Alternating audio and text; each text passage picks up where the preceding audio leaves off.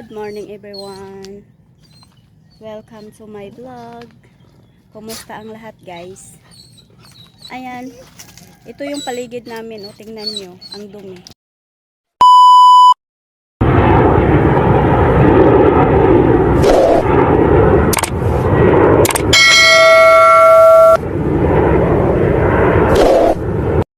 Ayan guys, sa likod namin ito, puro basura. Tingnan nyo. Grabe. Itong basurang ito is hindi ito sa amin. Galing ito sa sa ibang barangay. Bali pag lumalaki yung tubig, pumupunta dito sa amin yung pumupunta dito sa amin yung mga basura. Ito po yung sa likod namin ito. 'Di ba? Kahit anong gawin mong linis, pero pag lumaki yung tubig dito sa dagat, pumupunta dito yung yung mga basura. Ayan. Grabe. Pero ito, basura ito, galing ito sa kabila. Doon sa kabilang barangay ito. Naanod sila papunta dito sa amin pag pag lumalaki yung dagat. Ayan. Dati may programa dito dati na yung basura mo, sardinas ko. Napakalinis dati ng dito.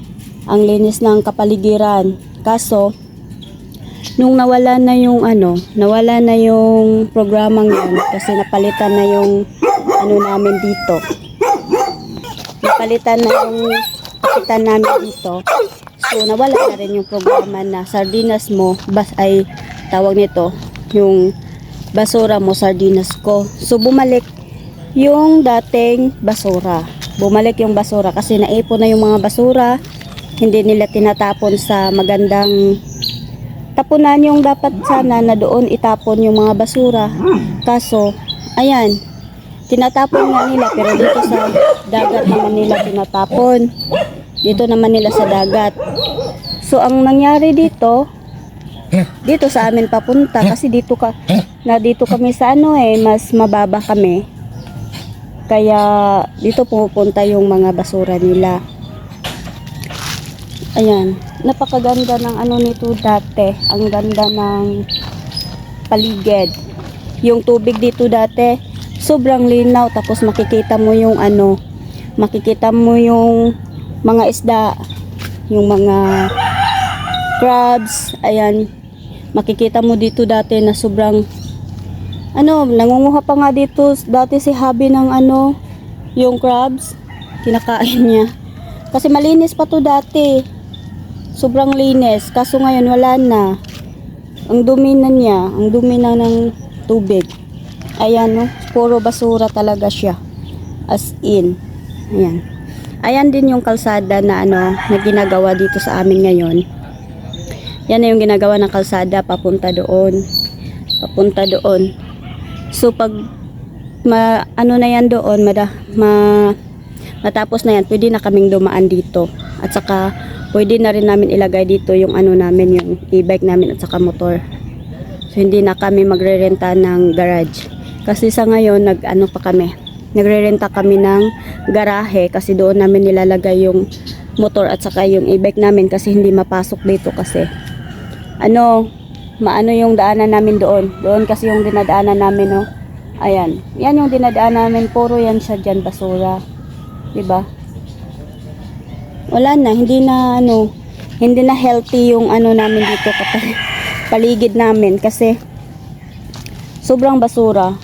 Tapos pag na yung tubig, yung amoy ng basura, grabe. Sobra talaga at saka pati doon sa loob ng bahay namin nangangamoy kasi nga dahil sa basura.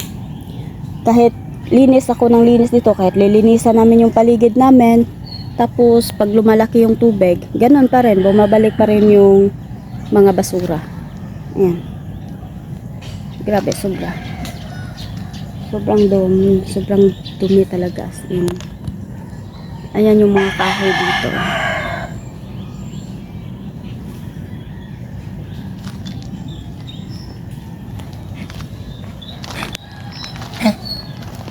Ayan yung mga dito yung namin, daanan din namin Tingnan niyo, basura yan. Diba? Grabe yung basura. O, ayan. Doon yan galing yung mga basura sa kabila. Sa kabilang barangay. Yung aso ko, nag-ano. Yung aso ko. Ang iingay nila. Ayan, oh. Yung tubig. Sobrang dumi. Hello! Good morning!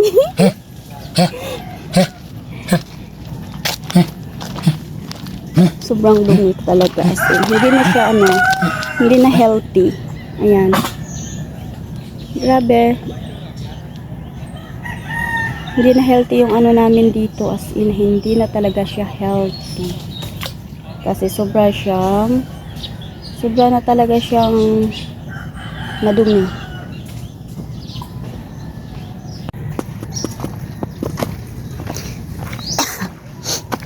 Ito yung dinadaanan namin dito.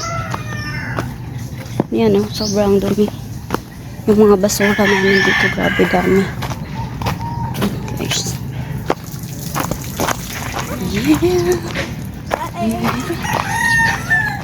Ito yung namin dito, basketball court.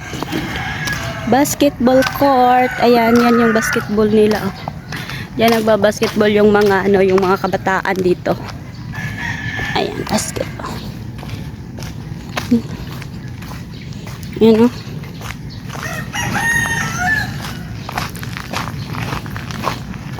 Dati, sobrang linis talaga dito noon. Noon yung pa namin dito noon. Yung kapitan namin dito is nagpapaano siya dati ng basura mo, sardinas ko. Yan. Sobrang linis talaga noon. Wala kayong makikita na basura dito. As in, wala. Pero nung napalitan na yung kapitan dito, wala na. Yung pumalit, hindi na siya hindi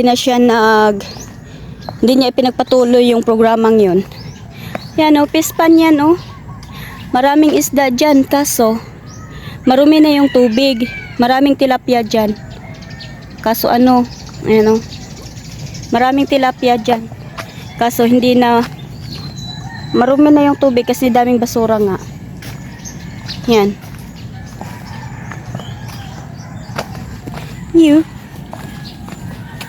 Sobrang yan. Ayun, Yan yung mga kanal dito. Grabe.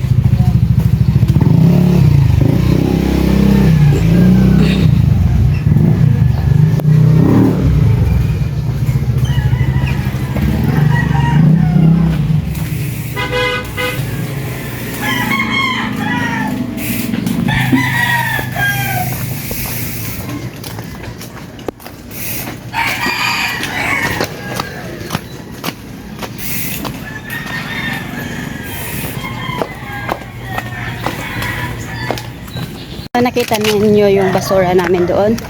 Grabing dami, no? Kahit dito sa may garage namin.